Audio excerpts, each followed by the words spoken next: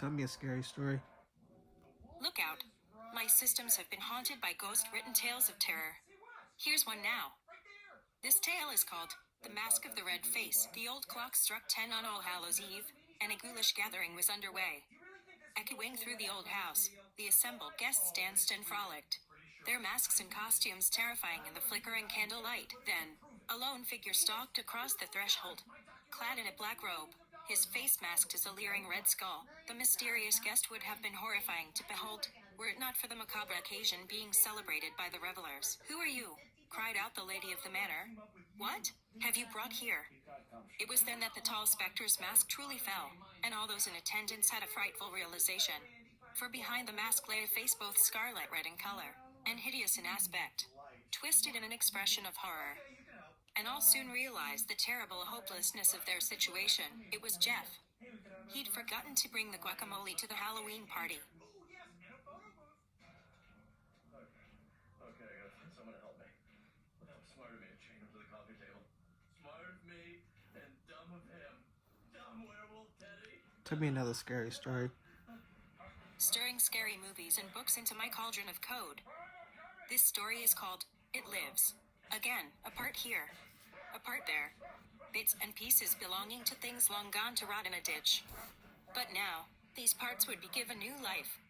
Long into the night, the messy work dragged on. Hands, slick and filthy.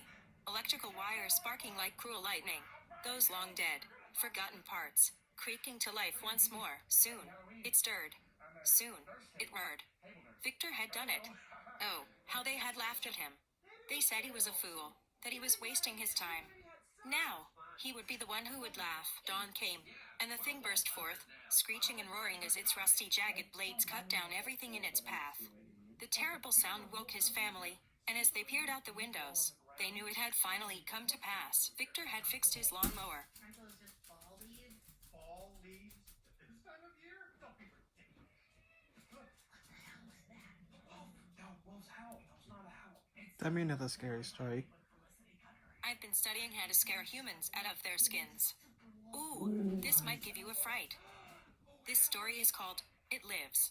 Again, a part here, a part there.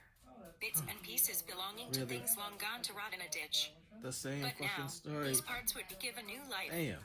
Long into the night, the messy work dragged on. Hands, slick and filthy. Electrical wires sparking like cruel lightning.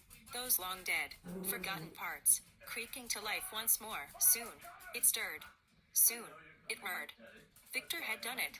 Oh, Same how they had fucking laughed at story. him. They said he Really, was Siri? a fool, that he was wasting his time. Now, he would be the one who would laugh. Dawn came, and the thing burst forth, screeching and roaring as Thought its he was rusty, smarter than jagged this. blades cut down everything in its path. The terrible sound woke his family, and as they peered out the windows, they knew it had finally come to pass. Victor had fixed his lawnmower. If you want a scarier story, I've got a few of those too. Say, tell me a really scary story. Tell me a really scary story. Okay, but these are a bit on the scary side. Consider yourself warned. A dark night in a cage. Tyler woke, and he began to scream. A single cold eye leered down at him. Unfeeling, lidless, a black marble in the dark. He grabbed the bars and cried out as he pulled on them. But the cage was too strong and too tall. He could barely even stand. His legs were so weak. Once more, he shrieked for someone, anyone, to help him. Just then, something large came into the room, its deep voice rumbling, making sounds Tyler didn't understand. It reached into Tyler's cage and took him, silencing his screams as a terrible stench filled the room. Tyler had awakened his dad on the baby monitor. It was time to change his stinky diaper. Okay, that's it. Kids, you stay here. I'm going to fight this thing. Good idea. You go get it, Linda. Mother, I've never been more... Tell me a very scary story. This one is called The Little Creature. It was early in the morning. Adrian woke up to the sound of creaking hinges. Then, 3 very long fingers reached out and began to open the door.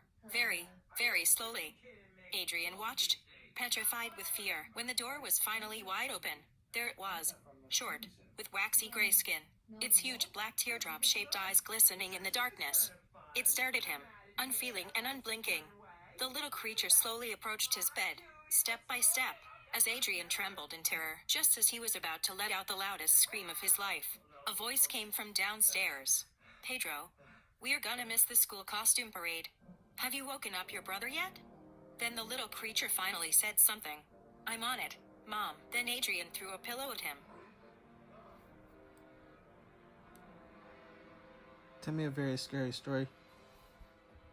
The scrawled word. The pain only got worse as the buzzing steel continued its remorseless work. The woman just lay there, frozen, completely unable to move as her torment dragged on. Finally, she managed to turn her head just enough to see how horribly things had gone for her. Scrawled in red was one word. Killer. Oh no. Oh no, no, no. She cried out. But it was too late, Keller. My last name is Keller. Can't you spell? She asked the tattoo artist. He froze, wondering if he could fix it by adding a few lines to the I. I know, but I'm a wolf. Now let's go home and talk about it there. I just Okay? saw a wolf. Sure, you saw a wolf. You don't happen to have the handcuff keys nearby?